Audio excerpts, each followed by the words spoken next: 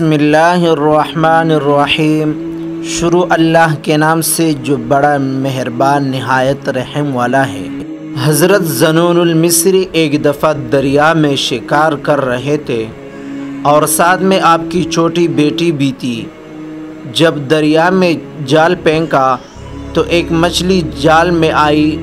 بچی نے اس سے مچھلی کو پکڑنے کا ارادہ کیا تو دیکھا کہ وہ مچھلی اپنے دونوں ہونٹ ہلا رہی ہے، تو بچی نے اسے دریا میں پھینک دیا۔ حضرت ذنون المصری نے اپنے بیٹی سے فرمایا کہ بیٹی تو نے ہمارے محنت کو ضائع کر دیا۔ بچی نے عرض کیا کہ جو چیز اللہ پاک کا ذکر کرتی ہو میں اسے کھانے کے لیے راضی نہیں ہوں۔ حضرت ذنون المصری نے فرمایا اے بیٹی اب ہم کیا کریں؟ بچی نے کہا کہ ہم اللہ پاک پر توکل کریں گے اور ہمیں ایسے مخلوق سے رزق دے گا جو اللہ تعالیٰ کا ذکر نہیں کرتی۔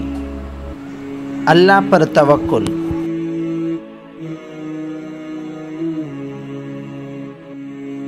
چنانچہ آپ نے شکار چھوڑ دیا اور دونوں باپ بیٹی شام تک اللہ پر توکل کر کے ٹھہرے رہے۔ شام تک ان کے پاس کوئی چیز نہ آئی۔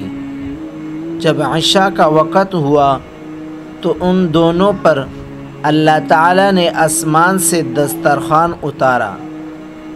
اس میں طرح طرح کے کھانے تھے اور یہ 12 سال تک ہر رات کو نازل ہوتا رہا۔ حضرت ذنون المصری نے گمان کیا کہ یہ دسترخوان میری عبادت، نماز، روزہ اور فرمانبرداری کی وجہ سے نازل ہوتا ہے۔ جب آپ کی بیٹی فوت ہو گئی تو وہ دسترخوان نازل ہونا بند ہو گیا۔ تب آپ کو معلوم ہوا کہ دسترخوان تو بیٹی کی وجہ سے اترتا تھا، نہ کہ میری وجہ سے۔ پھر آپ نے اپنے گمان سے رجوع کی اور جو اللہ پر بھروسہ کرے تو وہ اس سے کافی ہے۔ بے شک اللہ پاک اپنا کام پورا کرنے والا ہے۔ اللہ پاک ہمیں بھی توکل کرنے کی توفیق عطا فرمائے، آمین۔